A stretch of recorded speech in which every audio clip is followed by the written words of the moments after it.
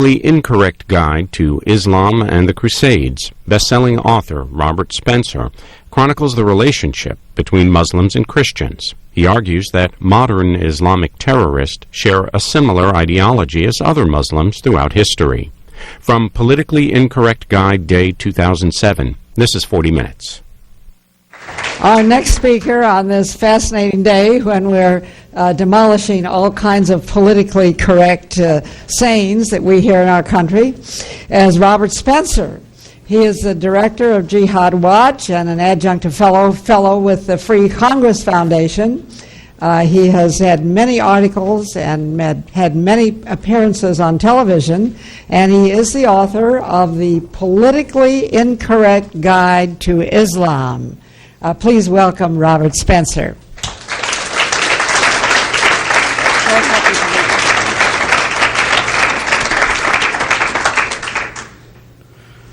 I don't know if you've seen the news today. Salman Rushdie is in the news again, the Pakistani British citizen novelist who is in the news for just having been knighted by the Queen. There have been today of course is Friday. Friday is the day on which in Islam one goes to the mosque and hears a sermon.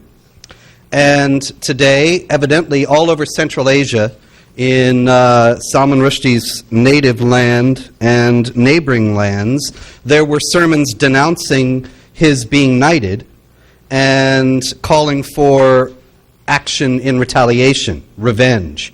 And so Muslims came out of the mosques and took to the streets and called for blood, called for Rushdie to be shot dead, called for retaliation against the British.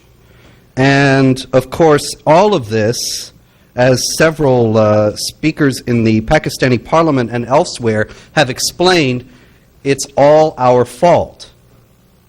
It's all the British Crown's fault and the British government's fault for giving this honor to Rushdie, who, of course, if you don't know, 17 years ago he wrote a novel that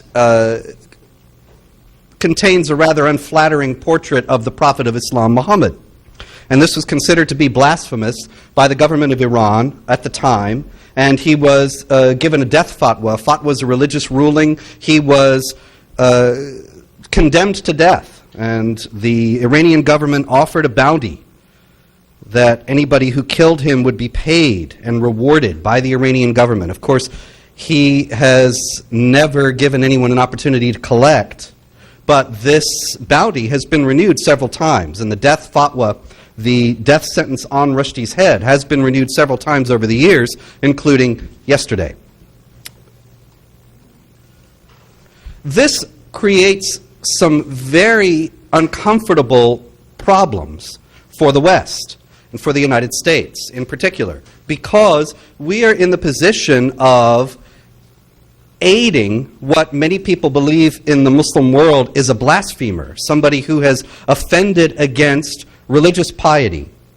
And really, you know, Americans, being a fundamentally religious people even to this day, for the most part, don't want to be in that kind of position and find that uncomfortable, and tend to maybe even have a sympathetic response, especially since Salman Rushdie himself, having come west, having been enriched in the West, having been lionized in the West, is nevertheless just as much of a venomous critic of Western civilization as anyone in the Islamic world today. They think, how on earth can we defend somebody like this?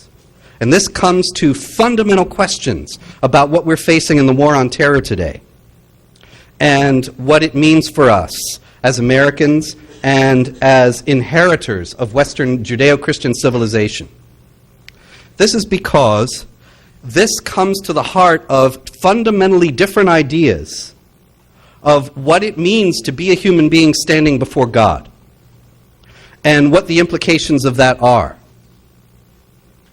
And a lot of this, not coincidentally, also connects to the Crusades.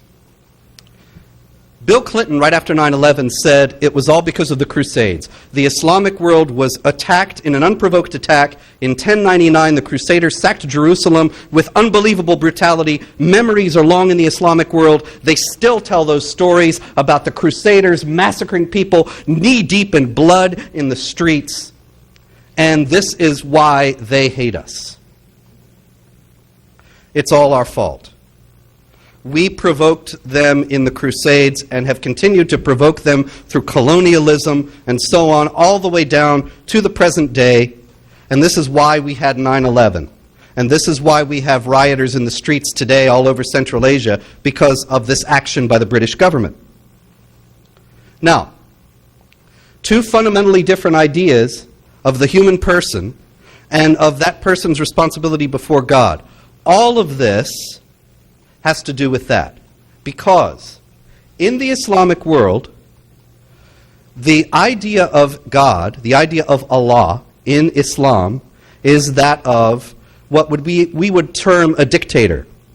Those of you who are coming, which I assume is the overwhelming majority of you coming out of the Judeo-Christian tradition, think of God as Father, and are used to the idea that a religion will teach fundamentally the fatherhood of God, the brotherhood of man, the idea that one must be charitable to one's neighbor.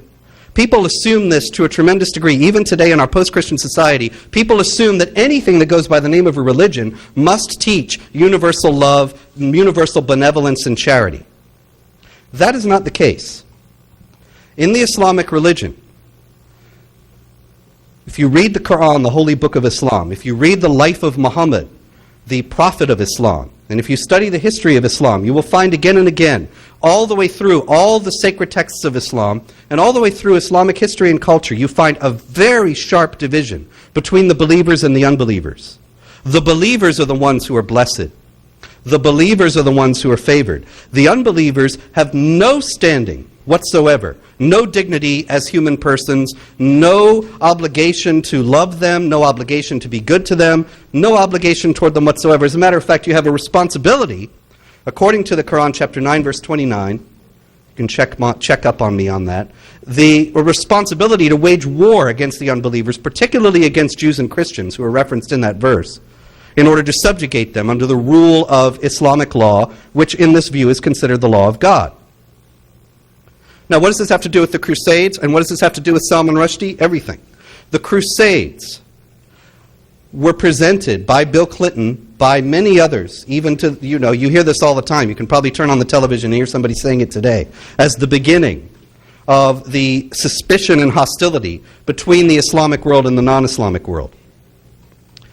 Actually, the Crusades were a late and small-scale defensive response to 450 years of warfare waged by the Islamic world against non-Muslims, in order to fulfill the imperative preached by the Quran and by Muhammad to subjugate the unbelievers under the rule of Islamic law, not to force them to convert. That's a very common misconception.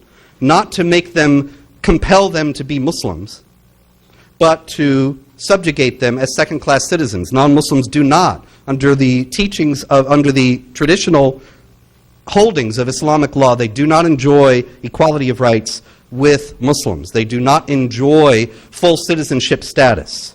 They have to pay a special tax. They have to accept a large number of humiliating and discriminatory regulations that make sure that they feel themselves subdued, which is what is mandated in the Quran, in that same verse, 929.